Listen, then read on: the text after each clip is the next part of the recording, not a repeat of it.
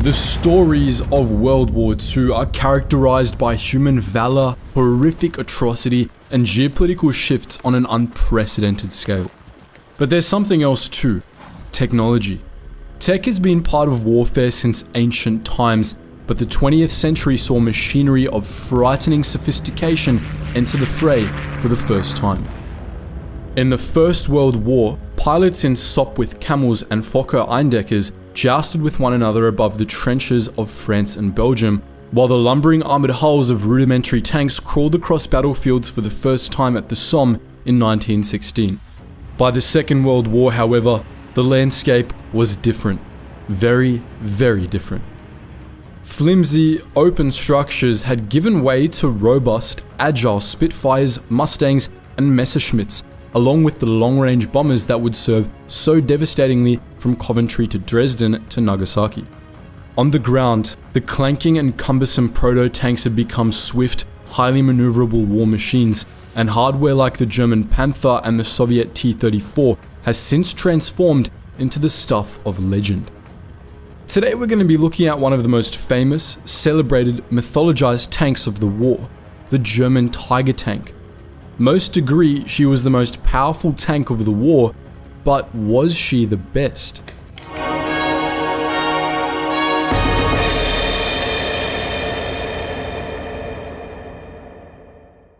Like with many feats of engineering wizardry, both in peacetime and wartime, the Tiger's development was influenced by a problem-solution dynamic. A large, heavy tank had been in development since January 1937, and the early proto-Tigers resembled tougher, bulkier versions of the already popular Panzer Light tank. An initial design, the Durchbruchwagen, or breakthrough vehicle, was abandoned in 1938, and the German army turned its attention toward the even more robust VK30.01 and VK36.01 models. But it was the outbreak of the war the following year that brought the problem that would need to be resolved. Speed, agility, and withering brutality saw the Blitzkrieg sweep across Western Europe in the opening months of the war, and the light Panzer tank was highly effective in this. This is not to say that the German advance did not falter here and there, and stiff resistance in the form of the French Samoa S-35 and Char B-1 and the British Matilda II tanks left the German command with a conundrum on their hands. A year later, the Blitzkrieg was rolling eastwards as Operation Barbarossa saw the greatest mobilization of troops in history. The full might of the Wehrmacht was unleashed upon the Soviet Union, but here too there was friction and failure. Even before the dogged defense of cities like Stalingrad and Leningrad began, the advancing Germans found themselves struggling against superior T-34 medium tanks and the monstrous KV-1 heavy tanks. Victories in the west and in the east gave Germany the advantage, but as General Guderian swept ever deeper into Russia, he may well have considered the words he'd uttered some 4 years earlier. If the tanks succeed, Guderian had said, then victory follows. There was no guarantee that Germany's tanks would succeed. If the ultimate aims of the Blitzkrieg were to be realized, the German Heer armed forces would need a new weapon. A far better weapon than anything the British or Soviets could throw at them. By 1942, the Tiger I was in service. While the vehicle had been rushed through the final design and development phases, it was still a seriously impressive beast.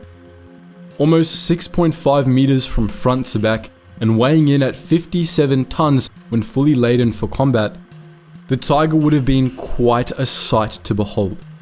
With the gun included, the vehicle was closer to 8.5 meters in length, more than 3.5 meters wide and 3 meters tall.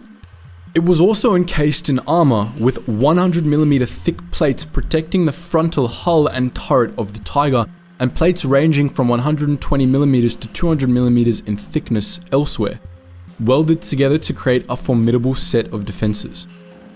The main gun of the Tiger was the 56 caliber 8.8cm KWK-36, a weapon that could be devastating at both long and short ranges.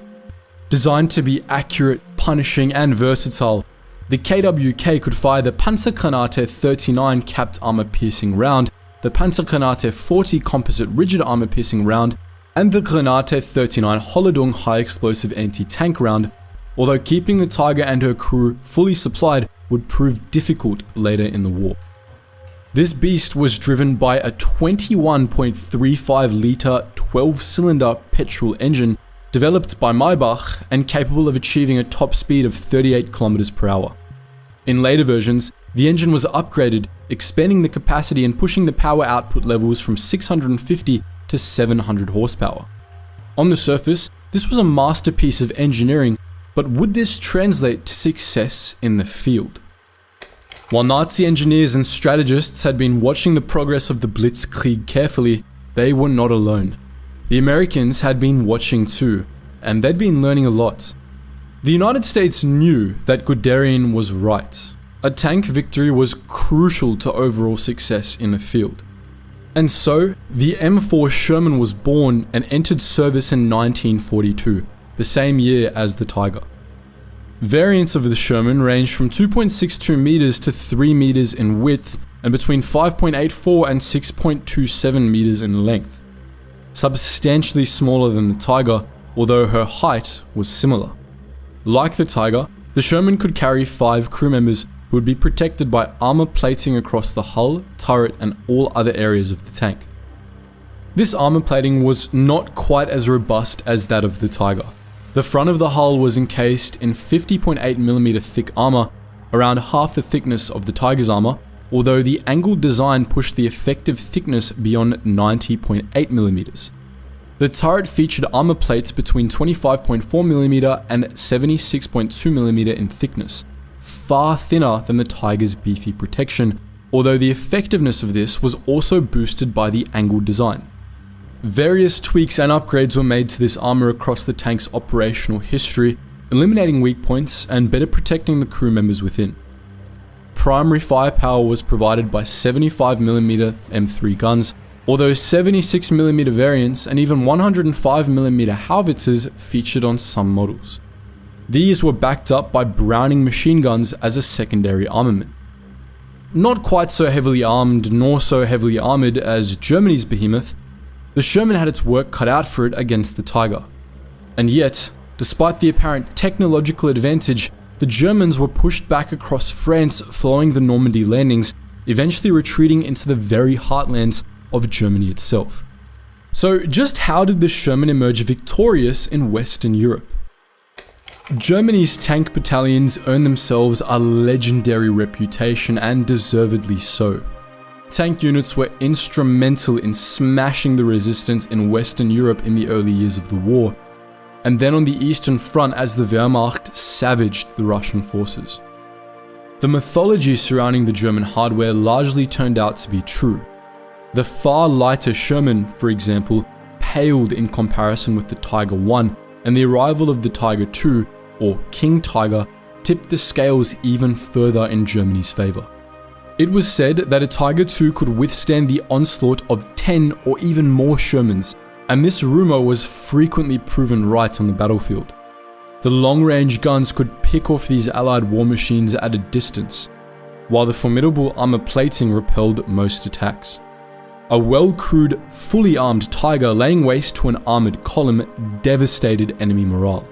These juggernauts scored significant victories even late in the war, at Gumbinnen on the Eastern Front and in the Ardennes in the West. So, what went wrong? If the Tigers were so formidable, why were the Germans pushed back in their final years of the war? If the Tiger was such a brilliant piece of design, why did it backfire so badly? There are a few things to consider here. The first being the semi-literal elephant in the room. The Tiger was enormous. While this made it difficult to beat in open combat, it also made the vehicle difficult to maneuver and vulnerable to flanking maneuvers. Without cover, a Tiger might be a match for a dozen Shermans, but Allied commanders quickly learned to use the agility and swiftness of their machines to their advantage. Next, we've got a word that so often gets used to describe the Tiger: over-engineered. The tank was a serious feat of design and development, and this showed on the battlefield. But while complex problems lead to complex solutions, the reverse is also true, especially once these solutions start breaking down.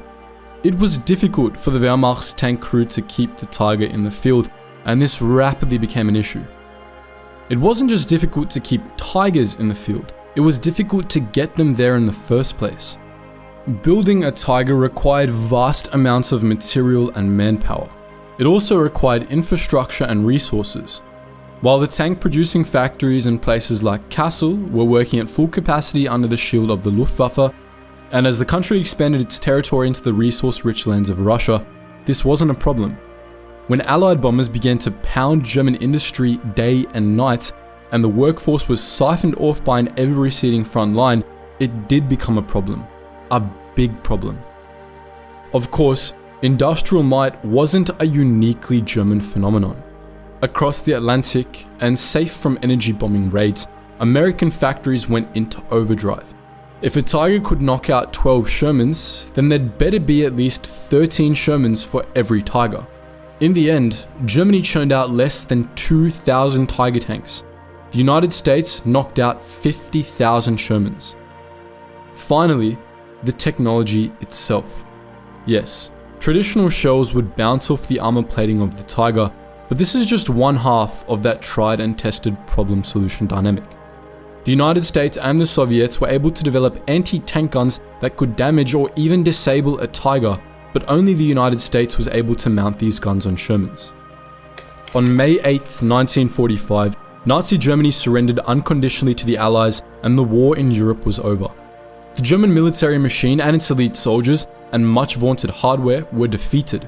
With Tiger tanks and Me-262 jet aircraft and majestic battleships like the Bismarck and Tirpitz, the Germans had led the world in terms of military technology, but these war machines would eventually come to naught. There were just too many other factors at play, and the Germans found that engineering prowess would not be enough to stem the tide of the Allied advance. As resources grew scarce, Leviathans like the Tiger became more a hindrance than help. For a little while though, the whole world cowered when the Tiger roared. What do you make of the Tiger I and Tiger II tanks? Are they as impressive as they appear, or is this another example of the legend getting in the way of the truth? Let us know your thoughts in the comments section below, and as always guys, thank you so much for watching, and I hope you learned something new.